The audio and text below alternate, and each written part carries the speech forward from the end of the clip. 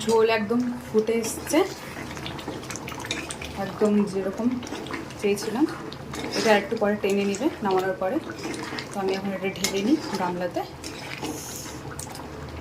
একদম নুন চিনি সব কিছু একদম পারফেক্ট আছে। গ্যাসটা আমি অফ করে দিচ্ছি।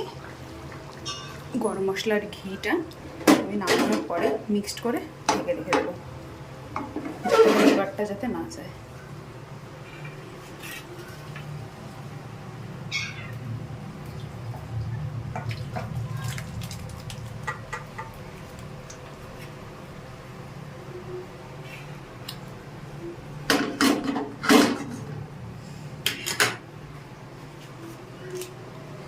এই দিয়ে দিচ্ছি আমি গরম মশলার গুঁড়ো,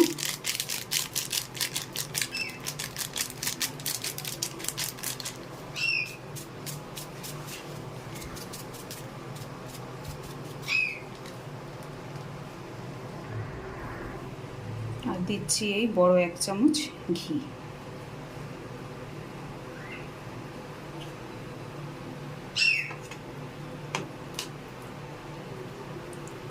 মিক্সড করে নিলাম।